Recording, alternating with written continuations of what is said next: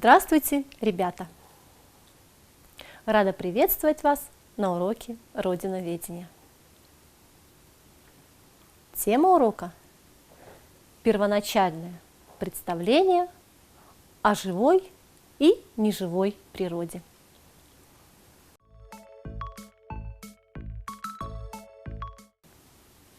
Сегодня на уроке научимся различать объекты живой и неживой природы. Рассмотрим взаимосвязь живой и неживой природы. Девиз урока. Не страшны нам любые испытания. Вперед, друзья! Откроем новые знания. Люди живут в окружении природы. Они наблюдают за разными явлениями и стараются их познать. Потом их познания превращаются в сказку, песню, пословицы и поговорки, загадки и скороговорки. С двумя легендами вы познакомитесь сегодня на уроке.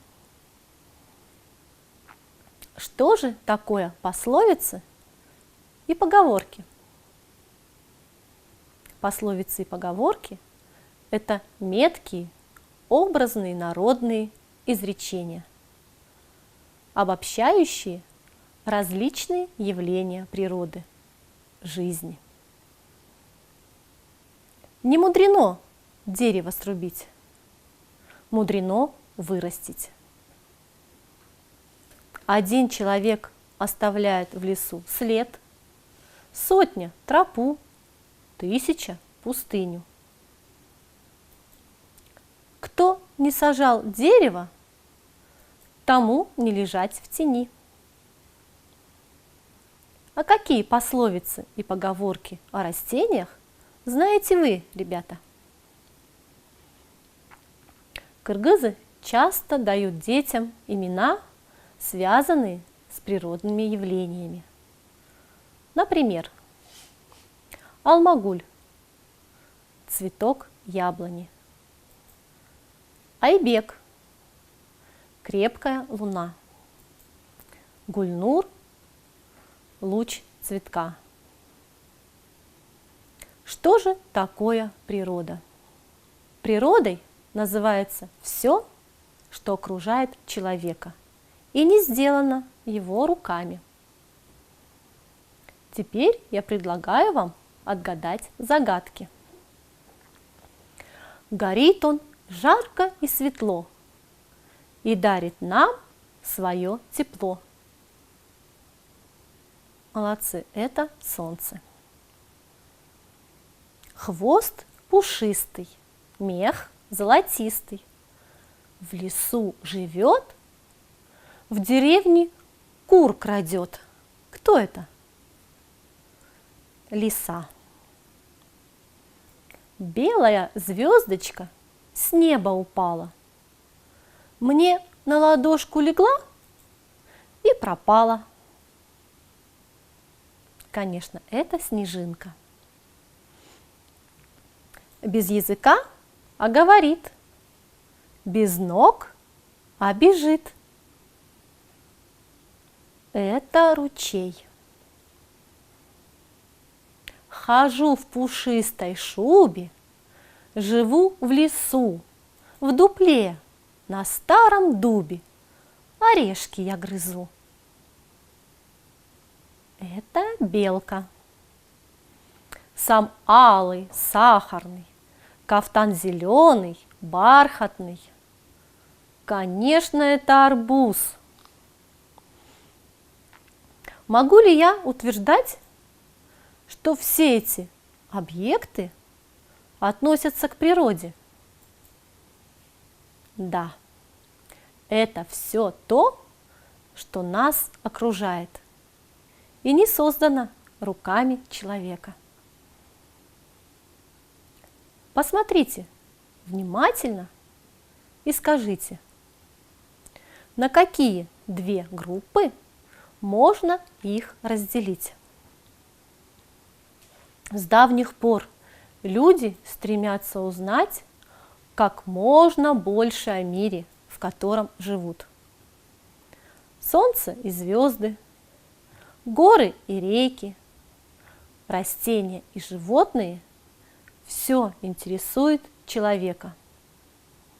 В результате долгих наблюдений за природой человек разделил все объекты природы на две большие группы – живую и неживую природу. Живые – это лиса, арбуз, белка. Неживые – это солнце, снежинка, ручей.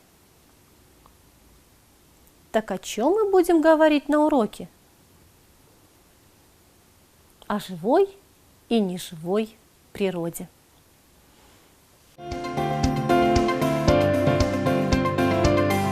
Телеурок. Подумайте, что объединяет эти объекты природы? Дерево, девочка, бабочка, цветы, медведь. Правильно, это живая природа. Какими признаками они объединены? Запомни, растения, животные и люди дышат, питаются, размножаются, умирают. Послушайте легенду о цветке айгуль. В давние времена в этих местах жил один богач, у которого была прекрасная красавица-дочь по имени Айгуль. Ее возлюбленный Козуулан слыл первым храбрецом в народе. Молодые очень любили друг друга. Отец Айгуль, желавший своей дочери только счастья, согласился на их союз, благословив молодых. И вот, когда молодые должны были скоро пожениться, пришла беда для народа. Полчища вражеских войск напали на мирных людей. И Козуулан в числе других джигитов выступил против завоевателей. Вскоре враг был полностью разбит. Однако Козуулан, бывший в первых рядах воинов-защитников, погиб. Джигиты Козуулана привезли его сердце Айгуль, как она и возжелала. Взяла Айгуль с собой сердце своего возлюбленного, взошла на высокую каменистую гору и бросилась оттуда вниз. Через несколько дней на месте, куда упала Айгуль, взошел удивительной красоты цветок, который в народе назвали Айгуль. Вот такая красивая и грустная легенда живет среди народа, которая передается из уст в уста уже многие годы, а может и века.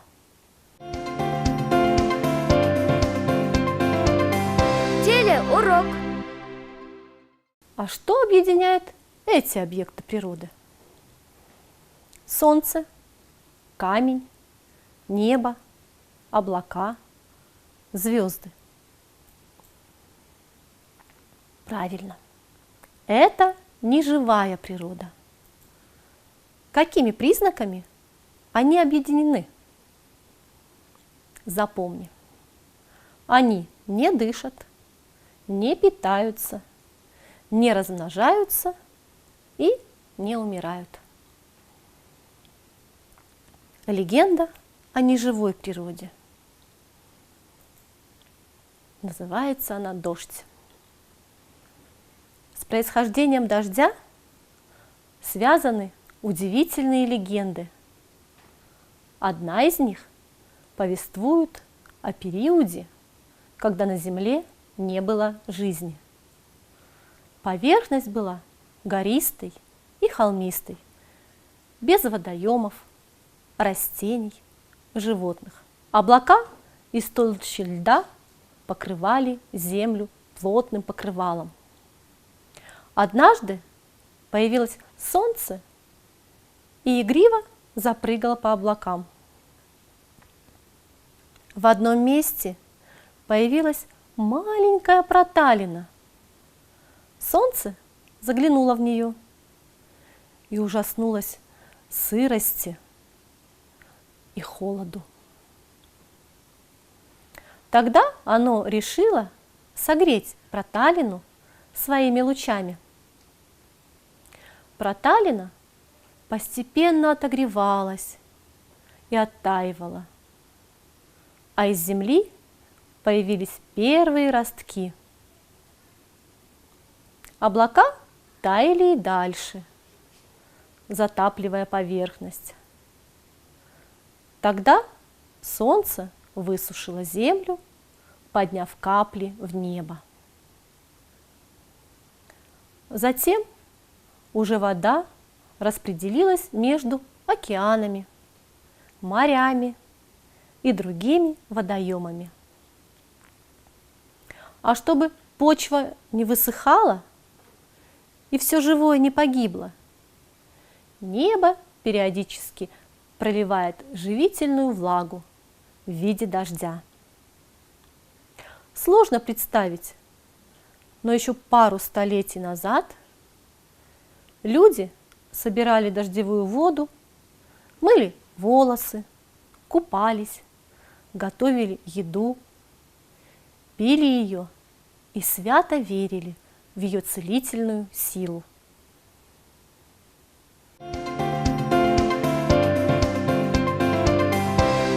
Урок.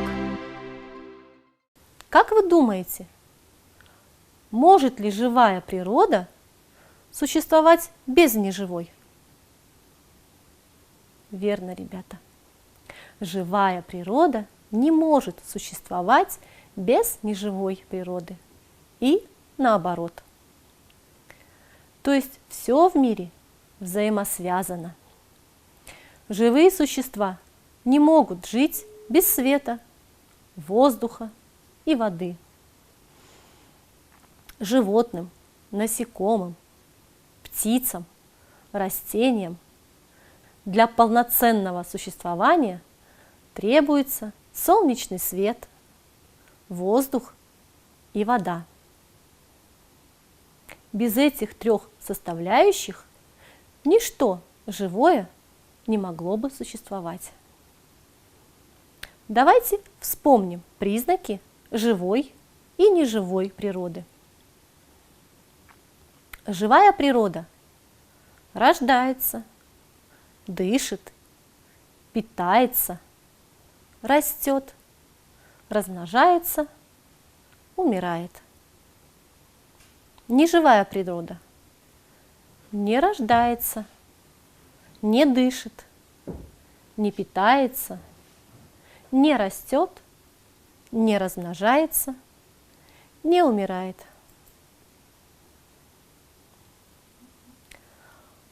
Незнайка просит, чтобы вы продолжили предложение.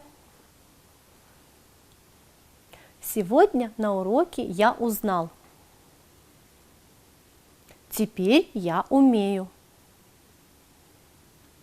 Было интересно.